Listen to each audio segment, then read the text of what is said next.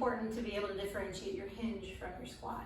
Your squat, just as a reminder, is a full depth dropping down. Your hips are bending, your knees are bending both a lot.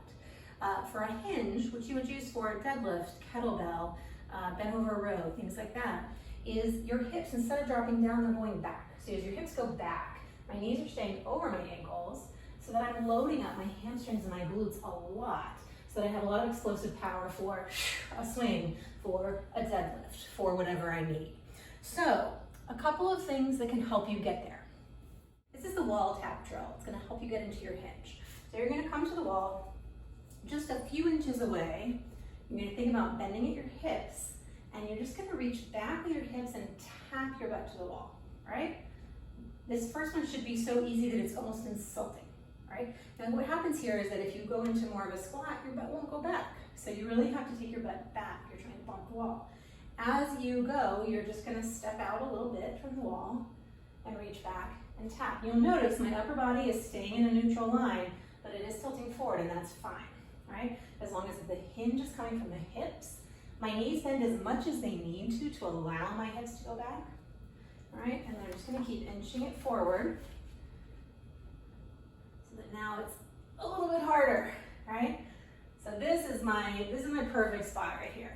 If I go a little farther away, I'm gonna have to lean back into the wall. So the beauty of this is that you can really lean into the backward part of the hinge, what makes it different from the squat, without fear, because if I lean too far back, I just end up here, it's no big deal, I'm completely safe. So a little round of these can help you learn how to feel what it feels like when you load your hamstring and your glutes. This is one of my favorite hinge drills. A hinge is the position that you use when you're doing kettlebell swings, deadlifts, right? It's about going back instead of going down like it goes in a squat. So to practice keeping your upper body in a good position while you're hinging, you need something like this. In a gym, you use a PVC. At home, a broom handle is perfect. Any kind of dowel, any kind of long thing. You can use a foam roller, if it's one of the long ones, but it's a little bit awkward because it's so thick. So I would recommend grabbing a broom. And really, this one doesn't have the broom on it, but you could absolutely leave the broom on it. Just make sure you're not around anything that you're gonna knock over, okay?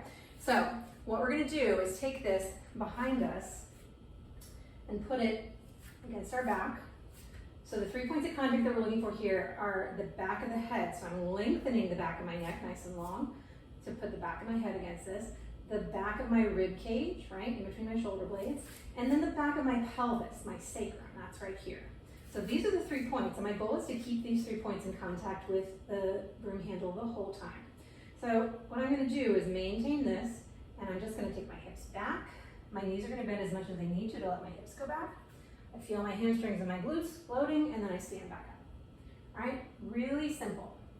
Now, what you'll see is if you're a low back rounder, you're gonna lose your back, right? So you'll see the space here, I'm not in contact anymore. So I wanna think about lengthening the spine and keeping it neutral to maintain that contact. The other thing we'll get a lot of the time is sort of the forward head posture. People will just lose their head. Their head will kind of go forward. So just think about pulling your head back, lengthening the back of your neck, right? Now, also, sometimes we're so rounded through our spines that it's really hard to maintain these, and as you go over, you'll lose both because your upper back is rounding a lot. So just think about flattening that out, reconnecting the points, coming back up. This is rare, but every now and again I'll get somebody who's a little overarched and their rib cage will come away as they go. They'll almost overcorrect, right, and drop into this. So just be sure that all 3 of those points, the head, the rib cage, the tail, as you go, right, you should feel, and I'm just gonna hold this with one hand for a second, you should feel your hamstrings and your glutes loading up. So you get the back of your body engaged, which is super important to keep everything in balance. So practicing this to practice your hinge, you'll find that doing this for a while will be tiring, right? It's some work for your hamstrings and your glutes. This is an excellent warm-up drill if you're doing deadlifts, kettlebell swings, rows, anything that's going to put you in that position. This is also one of the fundamental movements of our bodies. So being able to do a good hinge, I think, is really important, especially for good back health. So try that out. Let me know how it goes.